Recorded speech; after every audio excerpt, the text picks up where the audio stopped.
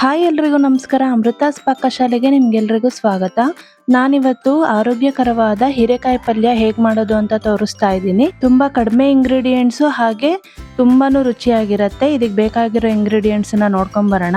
ಈರುಳ್ಳಿ, ಕೊತ್ತಂಬರಿ ಸೊಪ್ಪು, ಟೊಮ್ಯಾಟೊ, ಹಾಗೆ ಮೆಣಸಿನ್ಕಾಯಿ, ಕಡಲೆಬೇಳೆ, ಧನಿಯಾ ಪುಡಿ, ಖಾರದ ಪುಡಿ, ಅರಿಶಿನ ಪುಡಿ, ರುಚಿಗೆ ತಕ್ಕಷ್ಟು ಉಪ್ಪು, ಕಾಯಿ ತುರಿ, ಹಾಗೆ ಹೀರೆಕಾಯಿನ ನಾನು ಸಿಪ್ಪೆ ತೆಗ್ದು ತೊಳೆದು ಹೆಚ್ಚಿಟ್ಕೊಂಡಿದ್ದೀನಿ. ಈ ಸೈಜಿಗೆ ಹೆಚ್ಚಿಟ್ಕೊಂಡಿದ್ದೀನಿ.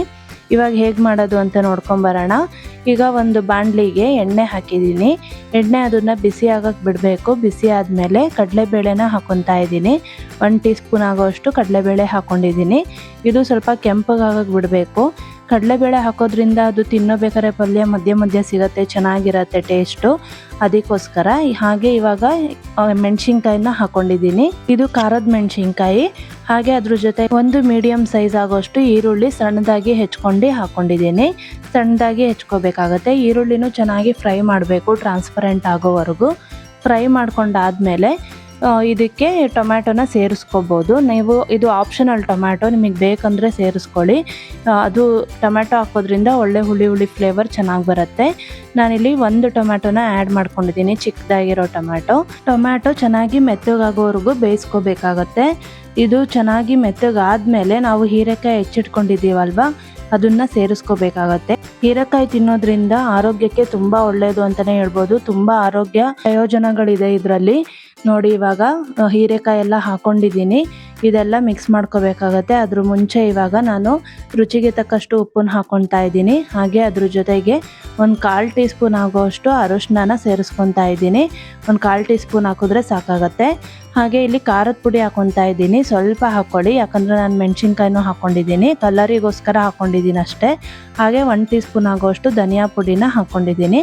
ಹಾಕ್ಕೊಂಡು ಚೆನ್ನಾಗಿ ಮಿಕ್ಸ್ ಮಾಡ್ಕೋಬೇಕಾಗತ್ತೆ. ಇದಕ್ಕೆ ಒಂದ್ಸಲಿ ಎಲ್ಲ ಚೆನ್ನಾಗಿ ಮಿಕ್ಸ್ ಮಾಡ್ಕೊಂಡು ಒಂದು 1/4 ಕಪ್ ಆಗೋಷ್ಟು, ಒಂದು ಸ್ವಲ್ಪ ಸಾಕಾಗತ್ತೆ ನೀರು. ತುಂಬ ಹಾಕೋದು ಬೇಡ, ಯಾಕಂದರೆ ಇದರಲ್ಲೇ ನೀರು ಬಿಟ್ಕೊಳ್ಳುತ್ತೆ. ಹೀರೆಕಾಯಲ್ಲೇ ನೀರಿನ ಅಂಶ ಇರುತ್ತೆ, ಅದು ಚೆನ್ನಾಗಿ ಬಿಟ್ಕೊಳ್ಳುತ್ತೆ. ಅದಕ್ಕೋಸ್ಕರ ಸ್ವಲ್ಪ ನೀರು ಹಾಕ್ಕೊಂಡ್ರೆ ಸಾಕಾಗತ್ತೆ. ನಾನಿಲ್ಲಿ ಸ್ವಲ್ಪ ನೀರು ಹಾಕ್ಕೊಂಡು ಮುಚ್ಚಳ ಮುಚ್ಚಿ ಬೇಯಕ್ಕೆ ಇಡ್ತಾ ಇದ್ದೀನಿ. ನೋಡಿ, ಇವಾಗ ಇನ್ನೊಂದ್ಸಲ ಮಿಕ್ಸ್ ಕೊಟ್ಟು ಮುಚ್ಚಳ ಮುಚ್ಚಿ ಬೇಯಕ್ಕೆ ಇಟ್ಬಿಡಬೇಕು.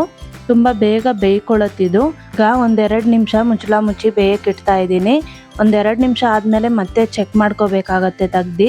ನೋಡಿ, ಈಗ ಮತ್ತೆ ಓಪನ್ ಮಾಡಿದ್ದೀನಿ. ಇನ್ನೊಂದ್ಸಲ ಮಿಕ್ಸ್ ಮಾಡ್ಕೋಬೇಕಾಗತ್ತೆ.